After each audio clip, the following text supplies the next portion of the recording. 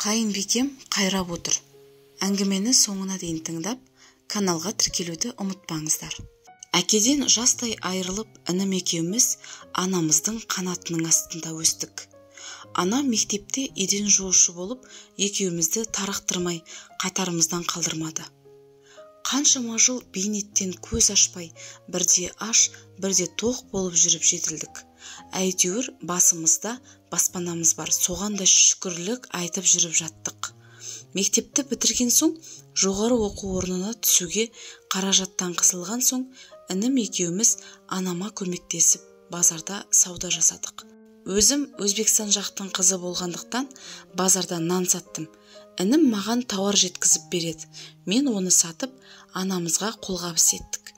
Өстіп жүріп, аяққа тұрып, ата мекенімізге оралдық.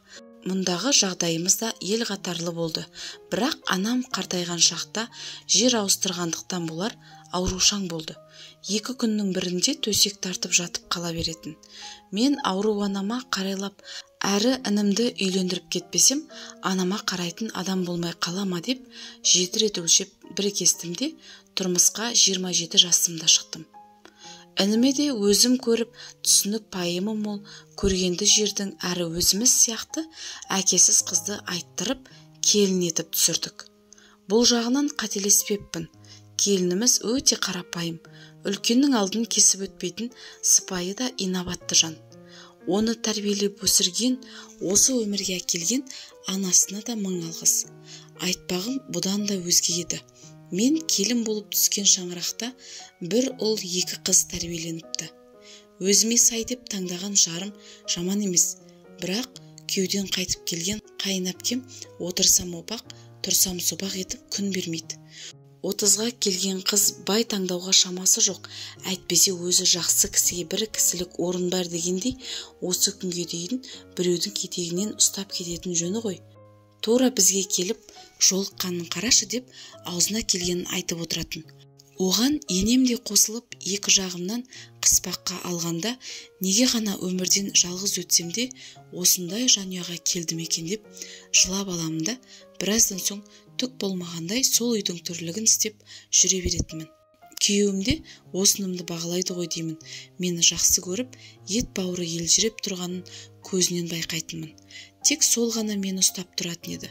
Соның сезімінен қуат алып, күнделікті күйбең тірлікпен қайын әпкем мен енемнің ащы сөздерін жүрегіме жақын алмай, өз өмірім үшін күрестім. Тұңғышыма жүкті болған сәтімде мен қуанышымды бірінші болып енеммен бөлісуге асықтым.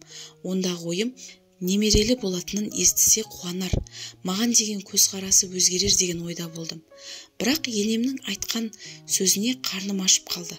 Ол, дені сау, аяқ қолы бүтін, өзіміздің баламызды туып берсең болды деді. Одан да басқа әр нәрсені желеулетіп, бүйректен сирақ шығаруын доғармады. 2-ші әпкем мен менің күйеуім мінездес.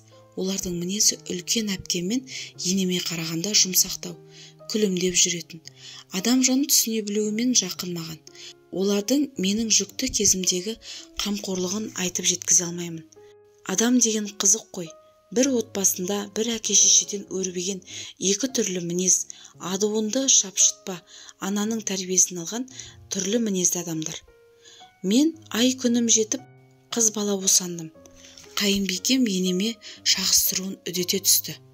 Оның барған жеріне тастай батып, судай сіңбеуіне осы мінезі себепкер болған шығар.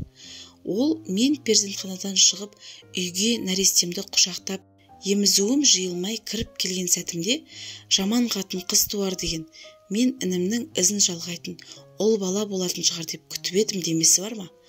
Көңіліме келсе де сыр бермей, қызды берген Құдай ұлды да береді әпке. Қам жемеңіз, пейіл кең болса келесіде ұл болар деп едім, басыма бәлеге қалды. Ұлды да туа алатын адам туады, сен маған сөз қайтарып тілің ұзарайын деген екен, деп бастырмалап келе жатыр еді, оған енем қосылды. Бір қыз туып бергеніңді міндетсін бе деп. Одан сайын мен шыдай алмадым. Аяқ киімімді де шешпестен төркініме барып күтінуіме кетіп қалдым.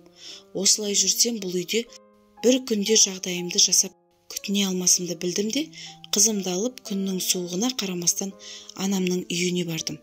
Өзім 28 жасымда босанып, ана болу бақытына әрең қолым жеткенде, олардың шаншудай қадаған сөздері мен тіміскіленген көздеріне шыдай алмадым. Не болса да мен енді анамын. Тәп-тәтті қызым бар. Бір қызымды жетілдіруге шамам жетеді. Өйткені мен жастайымнан қара жұмысқа жегіліп ысылдым. Өмірдің дауылы мен ащысын қара нардай қайыспай көтере аламын. Бірақ мен күйеуіме жаным ашиды. Ол менен бұрында бір әйел жіберген. Себебін маған айтқан емес. Мен де көңіліне тер деп қазбалап сұрай бермейтінмін. Ол ана бола алмады деген сылтауларды айтатын. Бірақ көрші қолаңдардан естуімше, көтерген баласын түсік тастап қоя беретін болған соң айырылысып кеткен деседі.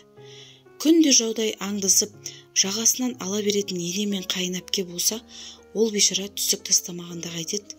Соңғы кездері күйеуім артымнан келгіштеп жүр. Үйге қайтайық, қызымды сағындым, анам мен әпкем де сенен кешірім сұрап жатыр деп келіпті. Мен болсам, онда неге өздері келмеді деймін. Өз ұямды өз қолыммен бұзбайын десем де, олар маған тыныштық берер емес. Бөлек шығып кетейік десек, күйеуім бір үйдің жалғыз баласы. Кәрі ананың ол қандай адам болса да күйеуімнің туған анасы ғой. Көз жасына қаламын ба деп қорқамын. Қайынбекемнің айтқан сөздеріне еріп, соның қолшоқпарына айналмаса, пәлендей жаман адам емес. Қыз болсын, ұл болсын, тұңғыш немерелері емес пе? Неге соншалықтар сыртқа теуіп, бөтен істет деп қапа боламын. Анам болса кәрі адам ғой, бала секілді боп қалады. Алдай сал. Соған бола отбасынан айырылмай бара ғой. Кейін қызыңа да обал болады дегенді айтып жүр. Анамның айтқан сөзі бар. Және өз қызымның әкесіз өскенін қаламай, жолдасымның көңіліне қарап, отбасының берік болғанын қалап, мен қанша осыншама алдымда ұрыс-керіс болатынын біле тұрсам да, үйге қайтуға шешім қабылдадым. Бірақ Алла пейіліңе береді. Алланың қалауымен көп ұзамай қайын әпкем де өз бақытын тапты. Қазір арамыз жақсы, төркіндетіп келіп тұрады. Ол да босанып ана болды. Мен ол үшін өте қуаныштымын. Және отбасымды тастап кетпегеніме, бұл шешімге келгеніме де өкінбеймін.